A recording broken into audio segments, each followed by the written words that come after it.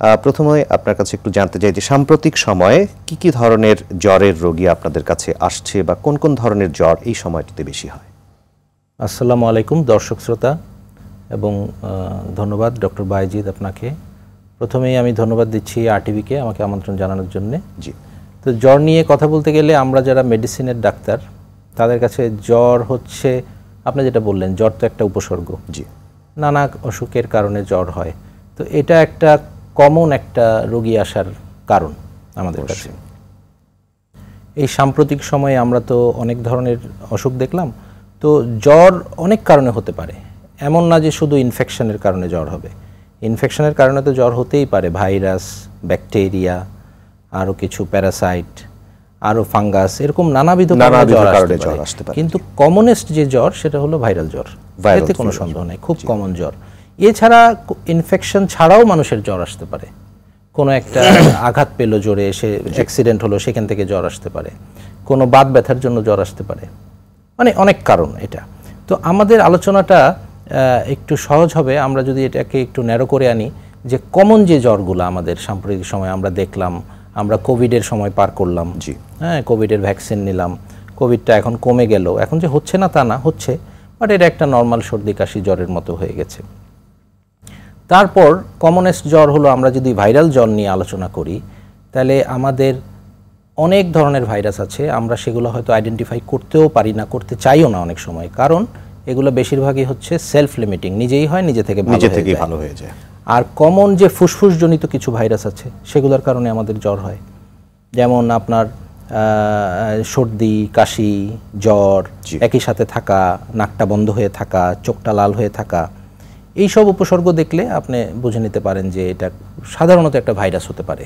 Bacteria যে হবে না তা না, সাধারণত ভাইরাস হতে পারে। আর আমি জ্বরটাকে এইভাবে যদি ভাগ করি তাহলে আমাদের দর্শক শ্রোতাদের বুঝতে সুবিধা হবে যে জ্বরের সাথে কিছু সিমটম যদি থাকে, সেই সিমটমগুলো ইন্ডিকেট করবে যে আপনার পার্টিকুলার কী কারণে জ্বর হলো।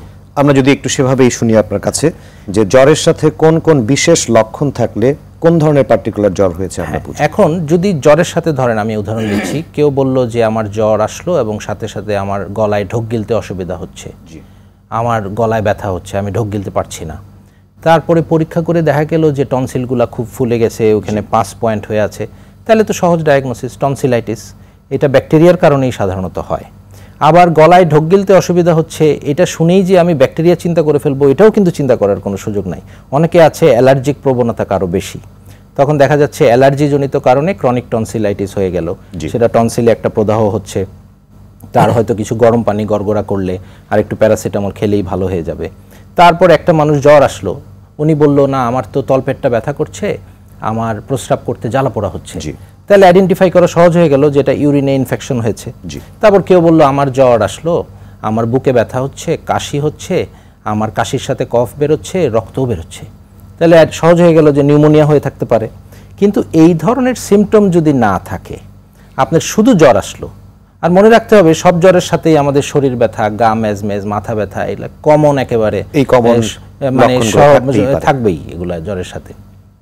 এগুলো যদি থাকে তাহলে আমরা বলতে পারি যে জ্বর, কিন্তু কোনো সিমটম, ফোকাল কোনো সিমটম এরকম নাই যেগুলো দিয়ে আমি আইডেন্টিফাই করতে পারবো ওগুলা।